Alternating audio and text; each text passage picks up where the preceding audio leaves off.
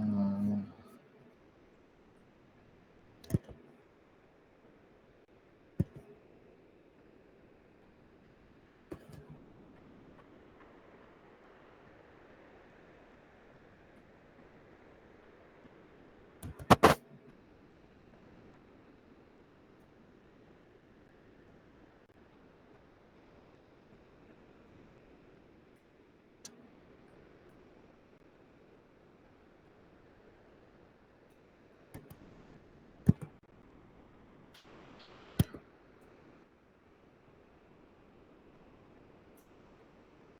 mm, no me permite compartir el PowerPoint. A ver un ratito.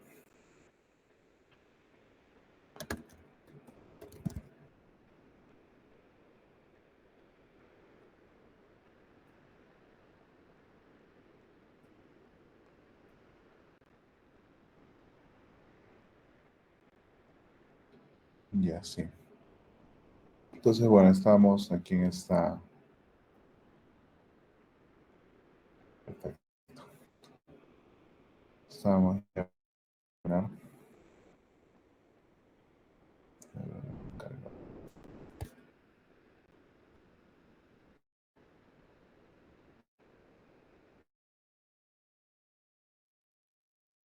Validación.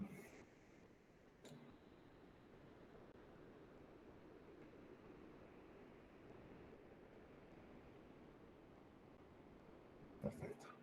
Entonces, la validación de instrumentos, pues uno es necesario que la haga siempre que hay nuevos instrumentos. Sí es bueno participar en ese tipo de estudios, especialmente cuando no existen los instrumentos, cuando hay que validarlos. Son procesos que se hacen antes de la investigación como tal. Entonces es otra área muy interesante que también les recomiendo que abarquen. Por ejemplo, este que validó, tradujo, adaptó culturalmente y validó, son tres procesos distintos. O sea, la validación y la creación de instrumentos tampoco crean que es algo para nada ligero. Tiene varias cosas que considerar. Y acá ellos hacen esos tres procesos de la versión arábica, del cuestionario de la práctica basada en la evidencia entre estudiantes. Y encuentran, bueno, acá tienen algunos indicadores de confiabilidad, ¿no? Como acá el alfa de Combrax, tienen su correlación de Pearson con la edad, eh, y, y bueno, es la validación que hacen del estudio, ¿no? Después ya cuando pasamos a estudios experimentales, aquí uno piensa 100% en qué puede mejorar. Y en todos los estudios experimentales tiene dos posibilidades, uno que son los pseudoexperimentales sin aleatorización y otro que son los experimentales y con aleatorización. Ahora, ¿cuáles son los pseudoexperimentales sin la autorización? Son los pre-post. Bien, los estudios pre-post, esos son pseudoexperimentales. ¿Por qué? Porque un estudio aleatorizado, que es un experimental como tal, uno tiene una muestra y aleatoriza en dos grupos, ¿no? Esto lo sabemos todos. Un grupo que recibe la intervención, un grupo control que no recibe la intervención educativa, o por ejemplo, tú puedes proponer una innovación en el portafolio, o puedes proponer una innovación en la forma en la que se repasa para el ENAM o se dan los repasos para el ENAM, o puedes proponer una forma en la que se mejore la enseñanza de las suturas, o puedes proponer una intervención basada en realidad virtual para mejorar el aprendizaje de anatomía. Entonces uno propone una intervención y aleatoriza, ¿no? La mitad va al grupo que recibe esa intervención y la mitad no va. Y luego evalúa, ¿no? ¿Quiénes aprendieron más? ¿Este grupo o este grupo? Si el grupo de intervención aprende más, pues ese es el que gana, ¿no? Ahora, el pseudo experimental no tiene este diseño, el pseudo experimental es pre-post. ¿Qué significa pre-post?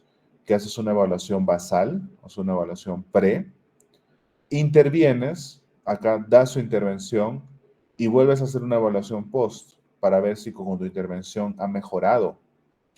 Esto es muy útil y la verdad también se utiliza bastante, siempre y cuando no se pueda hacer un aleatorizado. Porque si puedes hacer un estudio aleatorizado, ten por seguro que eso te da evidencia de mejor calidad. En el caso de las intervenciones, acá les muestro algunos ejemplos. Lo que buscaba es un sistema de soporte diagnóstico clínico. Entonces lo que se buscaba es mejorar, ¿no? Improving, mejorar el accuracy, que es la exactitud diagnóstica, ¿no? Mejorar la exactitud diagnóstica usando un sistema de soporte diagnóstico clínico para estudiantes de medicina durante la historia clínica. Randomized Control Trial. Randomized, ¿qué es? Aleatorizado, ¿no? Eso es lo que queremos, aleatorizado idealmente. Y bueno, 64 estudiantes de medicina, los aleatorizan, 22 para acá, 22 para acá, 20 para acá. Resuelven 20 casos, 10 de enfermedades comunes, 10 de enfermedades emergentes. Perfecto. Y evalúan, ¿no? Acá está la puntuación, y comparan con grupo control, grupo que ha sido intervenido con el sistema de soporte diagnóstico, que es el CDSS, y un grupo que pudo buscar en Google, ¿no? O sea, ellos tuvieron 3 grupos, 3 brazos. Está bien. ¿Qué encuentran? Si pueden ver acá, el min, la media más alta, la tuvo el CDSC, ¿no? Un poquito, tampoco tan alto. Igual acá en este otro análisis también lo tiene un poco más alto la media. No demasiado frente a Google, ¿no? Pero al parecer sí es significativa. Entonces, ¿qué es lo que vemos acá? Pues un ensayo clínico aplicado a educación en medicina, donde estamos viendo, ¿no? Este sistema clínico de soporte, ¿ayuda o no ayuda? Dime la verdad, ¿ayuda o no ayuda? Porque ese sistema no es gratis, ¿eh? Ese sistema cuesta. Cuesta computadoras, cuesta personal que esté a cargo, cuesta mantenimiento, cuesta capacitación, cuesta. Entonces, dime la verdad, ¿ese sistema ayuda o no ayuda? Porque eso es lo que importa. Si hacemos cosas que no ayudan, por más de que parezcan que ayudan, por más de que suenen bonitas, estamos gastando recursos y gastando nuestro tiempo y causando un retraso en vez de ayudar. Entonces, la respuesta es, ¿este sistema de soporte clínico ayuda o no ayuda? ¿Mejora la precisión, accuracy, la precisión diagnóstica en los estudiantes de medicina? ¿Ayuda o no ayuda? Y comparan, ¿no? Comparan su grupo de intervención con el sistema, un grupo que usa Google y un grupo que no usa nada, ¿no? Y bueno, encuentran eso. Encuentran eso. Una intervención basada en inteligencia artificial. También aleatorizado. Los estudiantes fueron randomly, ¿no? Aleatorizados, aleatoriamente asignados a un grupo experimental, el grupo con entrenamiento basado en VR. Estoy diciendo inteligencia artificial y VR es eh, virtual reality, ¿no? Realidad virtual. Y un grupo que no recibía realidad virtual. ¿Sí? Y este fue el proceso, ¿no? Hacen un pretest, hacen un tutorial, la persona se pone el visor, vive la experiencia, se le hace un post cuestionario, ¿no? Y se ve si los que recibieron una clase por realidad virtual de anatomía, porque esto es de anatomía, aprendieron más que los que no recibieron esa estrategia didáctica, ¿no? Esa tecnología de aprendizaje. Es una intervención. Es una intervención. ¿De qué otra manera tú puedes ver que la realidad virtual ayuda? No hay otra forma. Ahora, ¿qué es lo que se ha visto? Así como algo que recuerdo muy a la ligera, ¿no? Para ir cerrando. ¿Qué es lo que se ha visto? Se ha visto he visto que algunos estudios reportan mucho mareo, ¿no? O sea, se pone esto de realidad virtual, pero marea mucho, incomoda mucho, pesa, hace doler el cuello. Entonces, ¿ayuda o no ayuda? ¿Ayuda, pero tal vez perjudica más que ayuda? Bueno, para todo eso, estimados, estimados investigadores, para todo eso tienes que hacer un ensayo clínico. El ensayo clínico con un grupo que recibe la realidad virtual, y un grupo que no recibe, comparándolos y viendo si efectivamente los que reciben mejoran más versus los que no, ahí tú puedes decir, sí ayuda. Y si tiene esta palabrita, randomly, si tiene esa palabrita, ¿no? Randomize, aleatorizado, pues el estudio va a pesar mucho más. ¿Bien? La aleatorización permite disminuir el sesgo de... Si haces un pre-post solamente, un pre-post, no está mal, no está mal, ¿no? Pre-post típico que he escuchado, que no es tan recomendable, pero bueno, está ahí, ¿no? Alguna vez, ¿no? Capacitación en RCP. Veo, les evalúo a los médicos, les doy su capacitación en RCP y después los vuelvo a evaluar para ver si mi capacitación mejora. Todos ya desde ahora, desde aquí vemos que eso no es lo ideal, porque si das una capacitación, si das algo, en teoría debe mejorar. El tema es qué pasa o cuánto más mejoras versus un grupo que no recibe eso.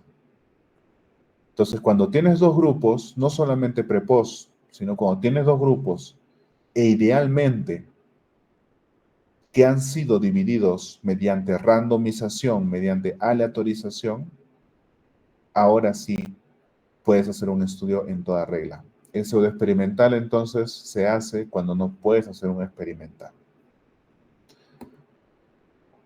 Esto lo copié de una diapositiva que tenía por ahí. Hace mucho tiempo una cuando era estudiante de medicina, lo que más me interesaba era investigar en educación médica. ¿Por qué? Porque a mí lo que me gustaba enseñar. Y yo cuando conocí la investigación, dije, wow, qué interesante, con esto se puede investigar la educación, ¿saben? Y ese fue el primer tema de gran interés que tuve para mí, aparte de las enfermedades cardiovasculares. Y en una de las ideas y una de mis grandes ilusiones que siempre tuve, y que alguna vez se conversó con Sosime para hacerlo, y que realmente se entiende, pero es algo que se tiene que planificar con mucha profundidad, buscar un fondo de investigación, requiere bastante logística. Y en ese entonces, cuando lo intenté, yo era estudiante todavía, muy inexperimentado, eh, fue muy difícil para mí al final llevarlo a cabo, porque ciertamente una corte tiene muchas cosas a tomar en cuenta, ¿no? Entonces, ¿alguna vez buscamos hacer esto? Hacer una corte de estudiantes de medicina, enrolarlos en el primer año, tomarle cuestionarios cada año. ¿Por qué? Porque hay estudios que funcionan así, hay cortes de estudiantes de medicina largas que han permitido obtener muchos descubrimientos. Estos estudios permiten ver, ¿no?, qué factores no solamente se asocian ahí en la misma escuela, sino qué factores de la escuela de medicina impactan en el posgrado, impactan en tu trabajo, impacta en qué tantos errores médicos tienen. Y para eso necesitas una corte grande, ¿no?, de muchos años. Para esto, ¿qué necesitamos? Money, ¿no? Money. Así que todavía hasta que se pueda formar el grupo adecuado y se pueda postular a un fondo y obtenerlo, pues eh, queda como planificación, ¿no? Pero para que sepan de que dentro de la investigación en educación médica, así como hay cortes para saber los factores de riesgo cardiovascular, así como hay cortes para ver qué le pasa a las personas con estenosis aórtica, así como hay cortes para ver qué les pasa a tal grupo de personas, también hay cortes de estudiantes de medicina para ver qué les pasa, para ver cómo les va en el futuro, para ver qué impacta en que sean mejores o peores médicos, en que tengan más o menores errores, en que saquen mejores o menores puntuaciones en los exámenes, en que tengan mejores posgrados o peores posgrados, en mejor o peor institución. Todos son desenlaces de entrenamiento, de aprendizaje. Y hasta aquí es donde llegamos a nuestro final, donde quiero dejarles con este pensamiento de qué cosas puedo observar, qué cosas puedo solucionar, qué problemas existen, qué soluciones yo puedo proponer. La educación médica eh, es clave porque al final un médico que no está bien formado, ¿qué clase de atención va a brindar? Entonces, desde asegurar de que los estudiantes de medicina son los adecuados, son los que tienen las características correctas, hasta asegurar de que realmente se les enseña y aprenden y adquieren, porque esto es, mucho tiene que ver en la institución, ¿bien? O sea, el docente, igual que el investigador, igual que el médico, o sea, nosotros somos estudiantes de medicina y como privilegio, porque no es que lamentablemente, sino es que como privilegio tenemos la responsabilidad de investigar estas cosas, de asegurarnos que las cosas mejoren. Es nuestra responsabilidad, es nuestro privilegio. Nosotros lo hemos elegido. Y dentro de educación hay mucho todavía que se puede hacer. No es un camino sencillo. Tal vez pareciera que las cosas se salen un poco de control, ¿no? Con tanta educación, tanto egresado. ¿Realmente hace falta tanto médico? La respuesta es que sí. Bien, médicos siempre faltan. ¿Será necesario tanto médico cuando la mitad solamente pueda aprobar un examen de NAM? Un examen con mínimos requerimientos. Hay mucho que trabajar, ¿no? Pero todo esto vale la pena. Todo este esfuerzo que ustedes hacen, este grupo de más de 20 personas, qué impresionante. Más de 20 investigadores comprometidos con la educación médica. Y una vez más vuelvo a confirmar, recontraconfirmo, de que el Perú solamente se va para arriba. Es algo que leí en un artículo de Lancet hace algunos años, de cómo va a incrementar la esperanza de vida, y ciertamente todas las personas que conozco en el sector público, en el sector privado, en el sector, en las instituciones del gobierno, y conocer gente tan buena, a pesar de tal vez los políticos no tan buenos que tengamos, gente tan buena, tan capaz, solamente me da esperanza y emoción por lo que se viene adelante en nuestro país. Así que muchas gracias a todos por la invitación. Yo siempre gustoso de estar con ustedes, de conversar con ustedes. Y eso ha sido todo. Gracias. Muchísimas gracias, doctor, por esta ponencia. También queríamos agradecerlo por su tiempo, disculpar de los inconvenientes que ha podido pasar. Todas las personas que estamos aquí reunidas en la reunión nos llevamos una gran información, también motivación de cómo podríamos empezar en este ámbito de la investigación médica. Esperemos contar con su apoyo en futuras ponencias o actividades. Y, doctor, ¿le parece si ahora pasamos a una ronda de preguntas por parte de los chicos? Sí, claro. Bueno, chicos, si tienen algunas dudas o preguntas, pueden hacerlas mediante el chat o también mediante su micrófono, por favor.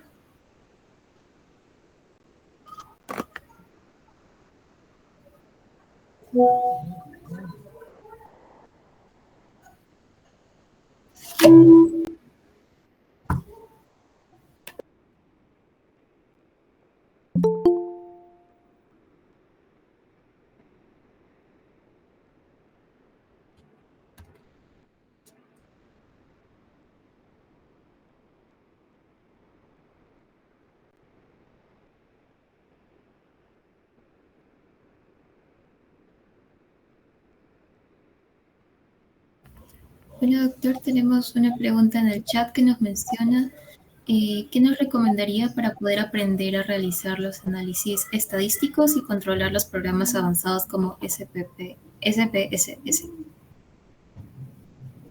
Para los programas estadísticos, la verdad es de que lo mejor es ver videos de YouTube. Eso es lo mejor, porque leer estadística siempre es complicado. No, yo no recuerdo que nadie lea un libro de estadística. Todo es mucho más aplicable, mucha más práctica.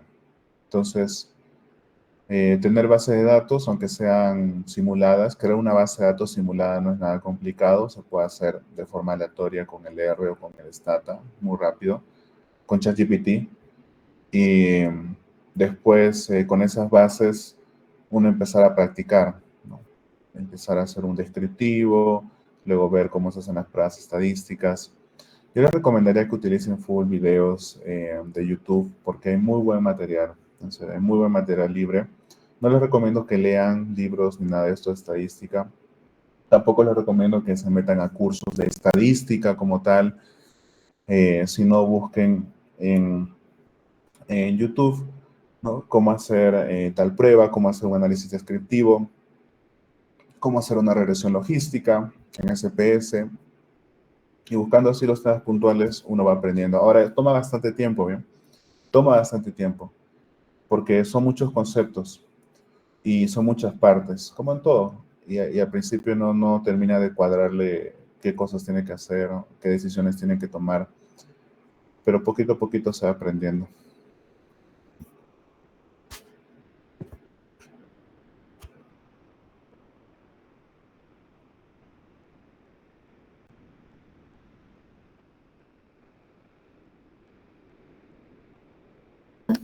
Muchas gracias, doctor. Otra pregunta que tenemos es si hay algún canal en específico que pudiera recomendar. Mm, para, para SPS, mm,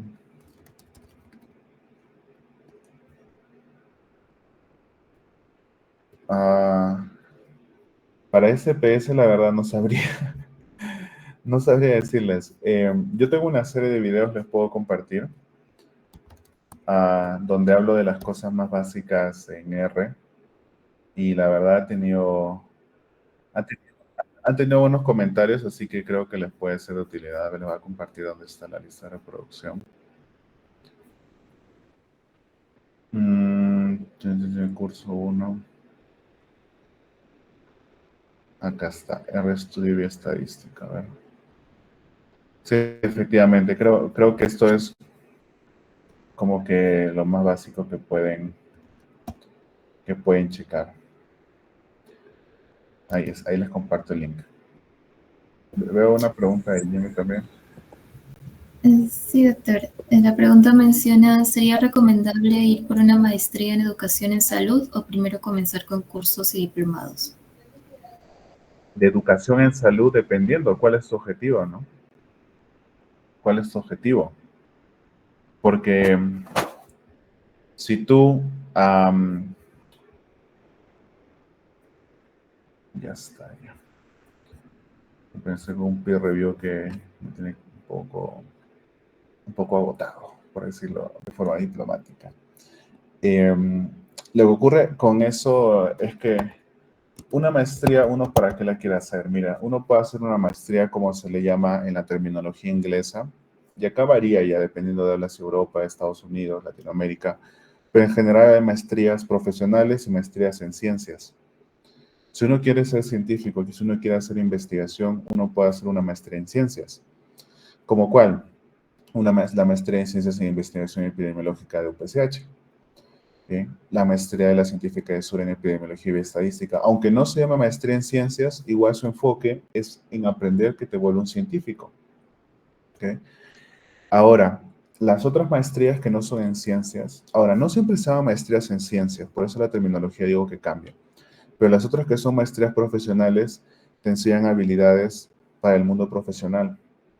Entonces, si uno hace una maestría en educación e investigación, por ejemplo, esa maestría va a ser mucho para que tú seas un buen educador y también enseñes, o bueno, seas un investigador, entre comillas, pero sobre todo más enfocado a trabajar como profesor, ¿no? O sea, te enseñan las habilidades para que seas un buen educador, tanto científico y también de la parte temática, por eso de alguna forma.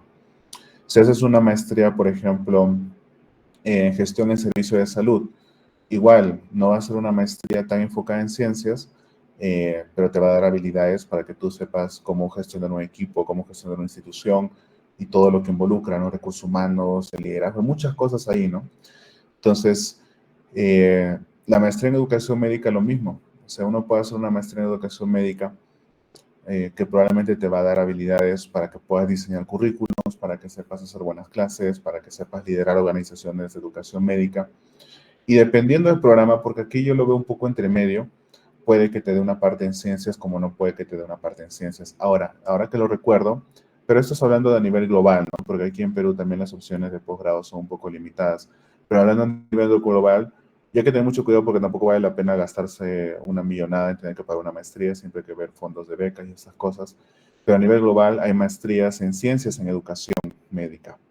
Entonces, cuando es una maestría en ciencias en educación médica, un MSc en ID, no en MID, que es Medical Education, pues ya es una maestría que está enfocada en investigación en educación médica. Entonces, más allá de tener algunas habilidades docentes que te enseñan, ya te enseñan cómo ser un investigador en educación médica. Entonces, dependiendo de lo que tú quieras hacer realmente, dependiendo de lo que tú quieras hacer, para ser buen profesor, la verdad es que hay mucho tiene que ver tu experiencia, ¿no? Mucho tiene que ver en que sepas al final. Es mucha experiencia lo de la docencia. Hay muchas técnicas que uno aprende. Si uno lleva capacitaciones en docencia, por supuesto que las va a aprender más y tal vez va a tener más recursos para enseñar. Pero la verdad es que la enseñanza tiene que ver mucho práctica, ¿no? Como en todo al final, más que la teoría, porque uno tiene que expresarse y saber cómo dar las ideas de una manera o de otra. Entonces, si uno quiere ser docente, quiere hacer una maestría porque quiere ser profesor universitario, la verdad es que no tiene que hacer una maestría exactamente en ciencias o no tiene que ser una maestría en educación. Puede ser cualquier maestría y la mayoría de universidades aceptan para que seas docente porque lo que se pide sobre todo es el requisito de maestro, ya sea que sea en gestión de salud, en educación médica, en educación de investigación, en epidemiología o en salud pública.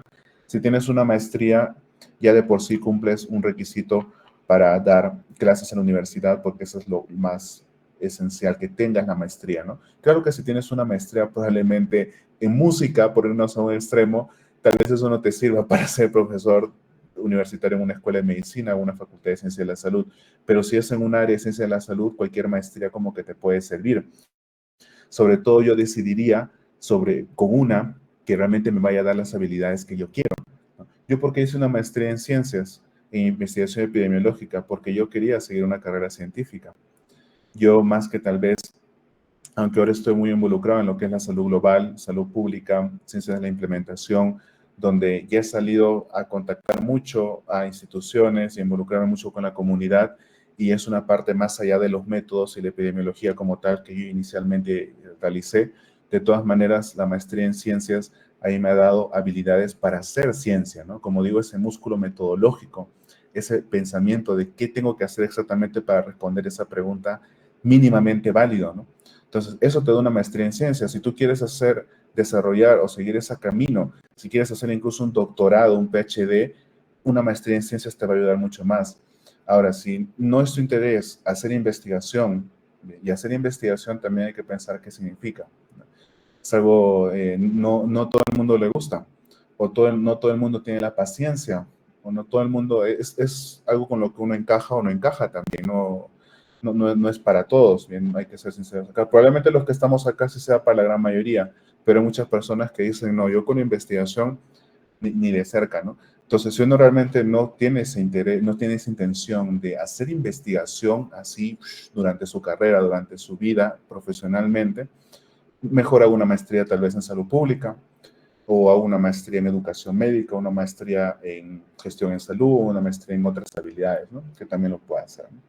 Entonces, la elección es eso. Si no estás tan seguro, yo creo que un diplomado te puede ayudar. Sin duda alguna, un diplomado no hace daño.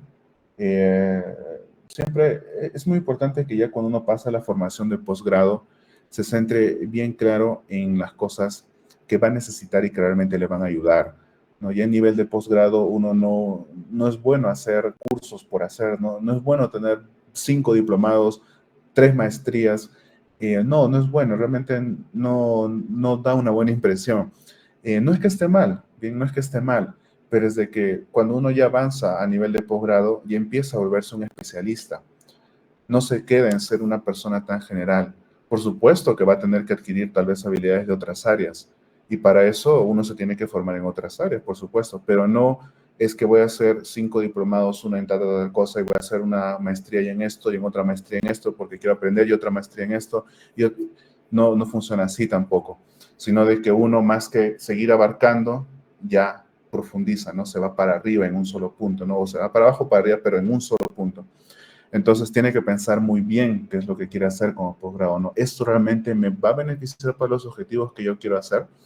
Yo porque hice un diplomado de investigación clínica, a pesar de tener la maestría en investigación epidemiológica, porque yo sentía que ese diplomado, aparte de una beca de 50%, yo tenía interés en aprender más de investigación clínica, de la parte clínica de investigación, más que de la epidemiología que ya la sabía, o que ya la había llevado en la maestría.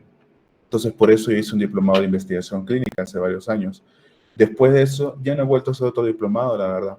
Hago cursos que encuentro online que son muy, muy, muy, muy buenos de implementación, de estudios cualitativos, que dan certificaciones gratuitas. Entonces, no hace falta, pero ya lo hago con un objetivo 100% mucho más allá de la certificación, mucho más allá de tener una cosa en el CV, de adquirir las habilidades que necesito para hacer la investigación que ahora estoy haciendo, ¿no?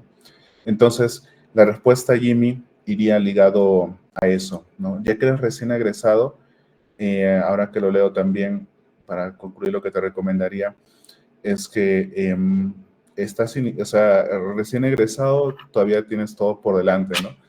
Yo también me desesperaba un poco, pero después todos los doctores, ¿no? Dicen, yo recién he hecho eso a los 30 años, ¿no? Entonces, si recién estás egresando, tienes todo por delante. ¿Quieres seguir en el mundo de la educación médica? ¿Siempre te gustó enseñar? Excelente. ¿No?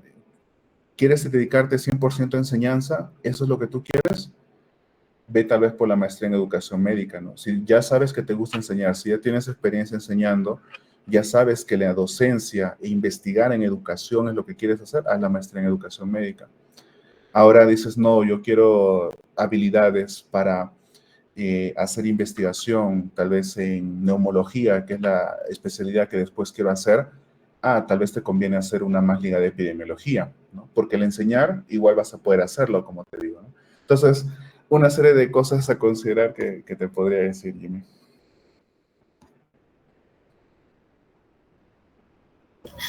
Muchas gracias, doctor, por las respuestas. Vemos aquí ya no tenemos más preguntas. Chicos, por favor, si pudieran prender sus cámaras o reaccionar para tomar una foto de evidencia de la culminación de la sesión.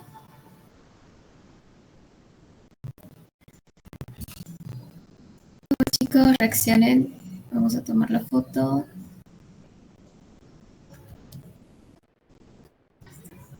Perfecto.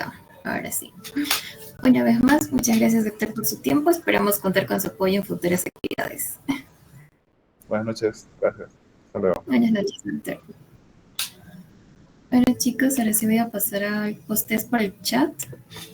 Tienen un plazo de 10 minutos para poder completarlo. Después de ese tiempo se va a cerrar el post-test, así que tengan cuidado con su tiempo.